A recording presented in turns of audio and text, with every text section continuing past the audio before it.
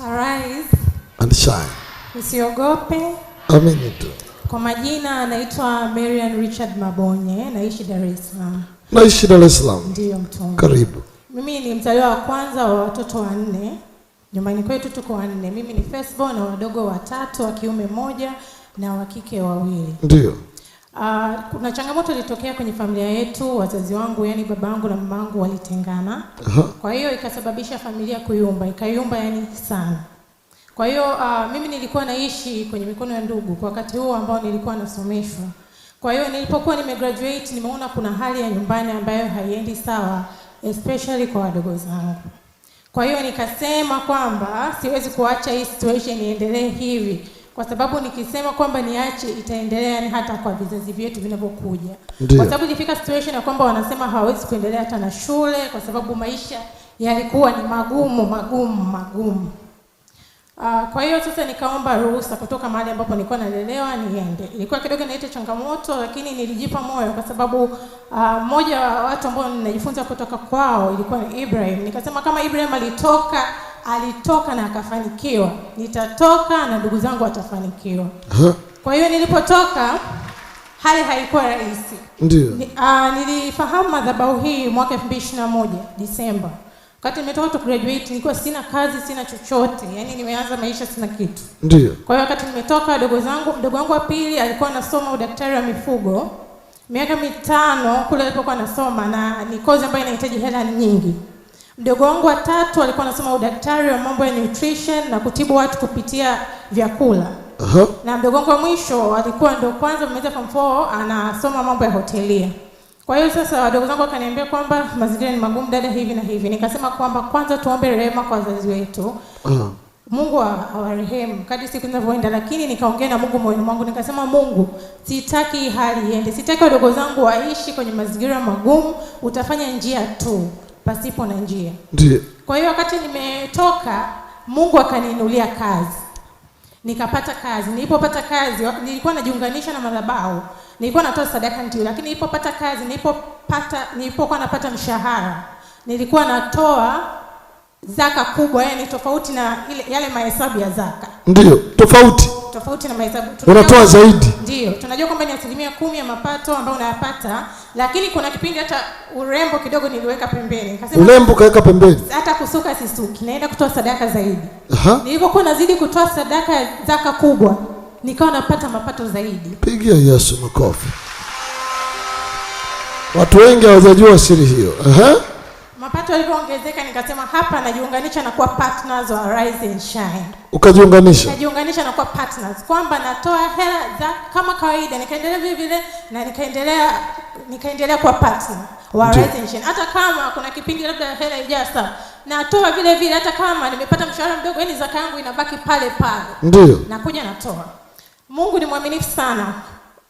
Ikatokea situation nilikuwa naanza kufuatilia passport. Pakatokea changamoto hizi na pale, lakini Mungu ni mwema, nikapata passport yangu ambayo ni hii hapa kwa sasa hivi tayari. Mungu akaninulia mtu sahihi ambaye alinisaidia nikapata passport yangu, na nikasema moyoni mwangu, kwa sababu kipindi cha nyuma cha maisha yetu, mimi ni mtoto wa kwanza nilipozaliwa, wadogo zangu walipofuatia walizaliwa Botswana. Kwa hiyo nikasema Mungu, nataka yale maisha yanarudi. Unaona? Kwa hiyo sasa siku zilivyokuwa zinazidi kwenda, ikatokea situation ya mdogo wangu wa pili ambaye anasomea udaktari wa mifugo, akanishirikisha kwamba dada, kuna hiki na hiki, lakini inahitajika kwanza 5 milioni. Alafu pia natakiwa nipate passport, driving license, vitu vingi. Nikamwambia najua iko kitu hakipo kwenye mikono yetu, lakini tutakipata. Kwa hiyo siku zilipoenda akaniambia hivi, naomba tujaribu. Nikamwambia haya, tujaribu. Tulipojaribu, Mungu ni mwema, ikatoka offer ya kazi. Ndio. Nikamwambia okay, tunaanza. Passport tunayo sina. Uzuri nilikuwa tayari na passport, kwa hiyo nikawa najua tunaanzia wapi, document zipi ni sahihi za kuattach. Kwa hiyo tukafuatilia, Mungu ni mwema, akapata passport yake. Passport yake? Yes, mdogo wangu anaitwa Lucas, ndio akapata passport. Alipopata passport anahitaji driving license, na mdogo kidogo nina mambo mengi. Yaani nilikuwa nahudumia familia yangu, mazingira yako hivyo.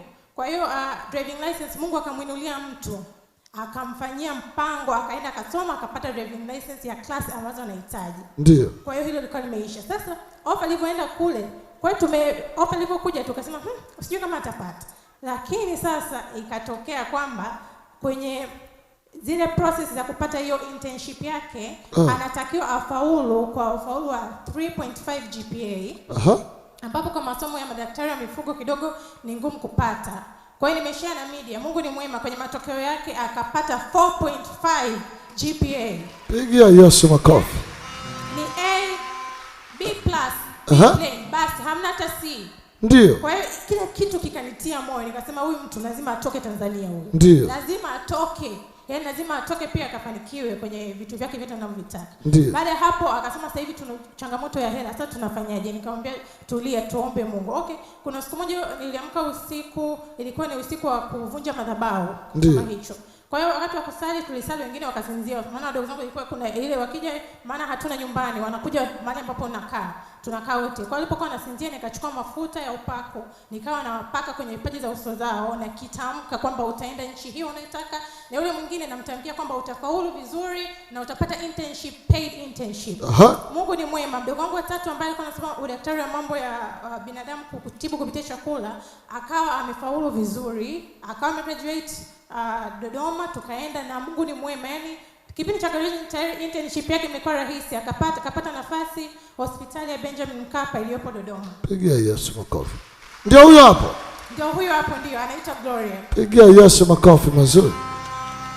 Namshukuru Mungu sana. Sasa ikabaki huyu mwingine. Yes, huyo ndio Gloria. Kwa hiyo sasa ikabaki kwenye situation ya mdogo wangu wa kiume. Passport tumepata, visa nchi ambayo alikuwa anataka kwenda kidogo ilikuwa ina changamoto. Kuna picha ambayo ndio huyo hapo. Ndio huyo ndio. Ilikuwa na changamoto, lakini kuna Mungu alininunulia mtu ambaye sijaweza kutuma picha maana hajanipa ruhusa bado. Yeye sio Mtanzania, ametoka ni mtu wa Lithuania. Kwa hiyo akanishauri baada ya vitu kwa namna ya kupata visa ile kirahisi kwa haraka. Akapata. Amepata visa ya Denmark tayari. Denmark. Ndio. Pigia Yesu makofi. Na hapa ninapoongea alfajiri ya leo niliwatumia tiketi wadogo zangu ambao huyu ambaye yuko Udom, maana kesho inabidi ingie kazini, na yule mdogo wangu ambaye yupo na ambaye nakaa naye, nikamwambia njoo nyumbani. Sasa wanahisi nikuja nyumbani kwa ajili gani? Maana hiki kitu nilikiweka kwenye moyo wangu. Nakumbuka mtu mmoja alishakufundisha kwamba usiwe mtu mwepesi kuongea vitu. Kwa hiyo hapa hata ninapoongea muda huu mama yangu hajui, hata kama mdogo wangu kashatoka Tanzania anaona hapa. Hawajui. Kama anaangalia anaona hapa. Pigia Yesu makofi. Ameshaondoka.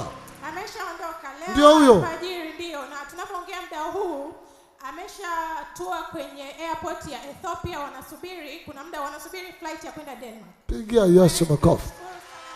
Ndio huyo. Ndio huyo hapo. Naachilia upako kwenye familia yenu kupitia wewe, watu wakasafiri. Watu wakavuka mipaka. Historia ikabadilike. Hapo mlikuwa mnamwaga. Yes, hapo tulikuwa tumemwaga ndio wako kisha yule. Familia hapo tumekuja kumwaga. Pigia Yesu makofi mazuri. Nani mtenda miujiza? Nimefurahi mtume na kitu kimoja ambacho nilikuwa naongea sana na wadogo zangu kuhusu maisha. Tulikuwa tunasimamia sana Zaburi ya 71 mstari wa kwanza. Neno la Mungu linasema nimekukimbilia wewe nisiaibike milele. Nimekukimbilia wewe. Chochote, yani naweza kaa na shida ndio, lakini nasema ni mimi, kimbilio letu ni Mungu jamani. Tumkimbilie Mungu wakati wote. Binadamu sawa wanaweza kukupa msaada, lakini tulipomkimbilia Mungu alitusaidia kwa haraka. Amen. Njoo hapa. Nani mtenda miujiza kwenye familia yenu? In your family. Wewe ambaye unafuatilia kipindi hiki na ibada hii, you follow this utakuwa sababu ya familia yenu kufanikiwa kila eneo. You be a reason of your family to prosper in every area. Pokea neema. Receive grace. Mungu amekutumia kwenye familia yenu na Mungu akuinue na wewe na akufanikishe zaidi. Tukufu kwa Mungu aliyefungua maisha yako na kuongeza mara 7. Nuru yako ikang'ae. Amen.